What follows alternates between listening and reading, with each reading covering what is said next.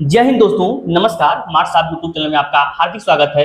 दोस्तों, आज इस वीडियो के माध्यम से हम बिहार स्कूल लाइब्रेरियन के कुछ नए अपडेट्स के बारे में बात करना चाहेंगे। जी हाँ दोस्तों, जो वैकेंसी 15 साल से लंबित थी, जिन पर पुरानी नियमावली प्रभावित थी, वही नई नियमावली को लागू कर दिया गया है। वहीं शिक्षा विभाग से परमिशन भी प्रदान कर दिया गया।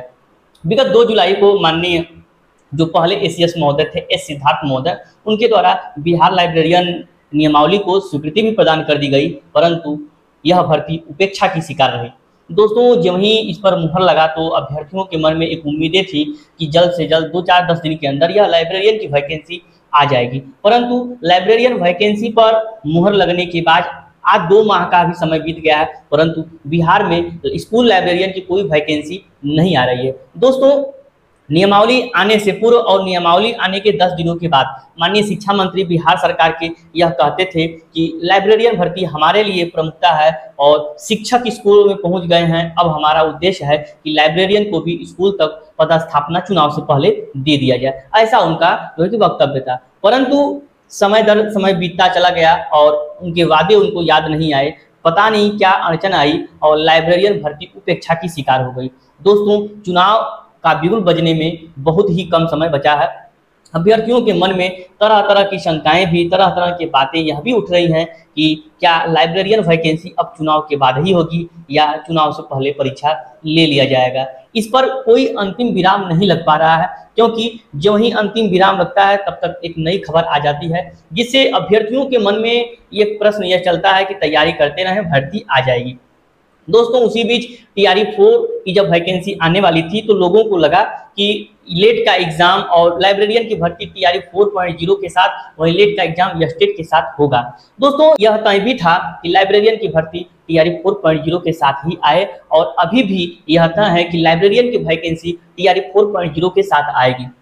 परंतु वादे करते करते माह बीत जाते हैं, साल बीत जाते हैं, परंतु लाइब्रेरियन वैकेंसी का पता नहीं चलता है। कुछ इस तरह लाइब्रेरियन भर्ती उपेक्षा की शिकार हुई कि आज तक लाइब्रेरियन वैकेंसी का कोई ऑफिशियल नोटिस नहीं जारी हुआ, जिससे कि अभ्यर्थी अपनी तैयारी को अंतिम रूप दे सके। दोस्तों, लेट की परीक्षा कब तक होगी? दोस्तों, जैसा कि आप जानते हैं, विभाग ने लेट की परीक्षा से संबंधित पहले तो कोई लेटर नहीं जारी किया था, परंतु जब अभ्यर्थियों का प्रोटेस्ट हुआ उसके बाद विभाग के द्वारा बीएसईबी को लेटर के माध्यम से यह कहा गया है कि लाइब्रेरियन की वैकेंसी बिहार में 6500 पदों पर होनी है, उसके लिए आप पात्रता परीक्षा का आयोजन करिए। इसके संबंध में लेटर भेजे जा चुके हैं, परंतु बीएसईबी इस पर कोई निर्णय नहीं ले पा रहा है, क्योंकि बीएसईबी के पास वर्कलोड ज़्यादा है और आए दिन नई परीक्षाएं आयोजित कराता है, उसके रिजल्ट इत्यादि को देने की उस पर दबाव रहते हैं, इसीलिए अभी तक नहीं ले पा रहा है। वहीं विभाग के द्वारा भी बीएसईबी को कोई प्रेशराइज या तत्काल निर्णय लेने को लेकर ऐसा कोई निर्णय नहीं जारी किया गया। माननीय शिक्षा मंत्री महोदय कहे भी हैं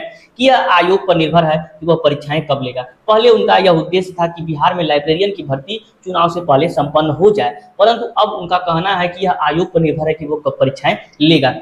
दोस्तों, तो लेट की परीक्षाएं कब आयोजित हो सकती हैं? अब चुनाव बहुत नज़दीक है। दोस्तों, यदि चुनाव से पहले इसका नोटिस बीएसईबी निकाल देता है कि लेट की परीक्षाएं अब होंगी, तब तो हो जाएंगी, नहीं तो लेट की परीक्षाएं चुनाव के बाद होंगी। दोस्तों, जैसा कि आज अखबार में एक न्यूज़ भी निकला है, मैं इसको लगा दे रहा हूँ, उसमें आप देख लीजिएगा, उसमें एस्टेट का जिक्र किया गया है। दोस्तों, यदि एस्टेट आता है टीआरई 4.0 से पहले तो उसके साथ ही लेट की परीक्षा भी आयोजित कर दी जाएगी।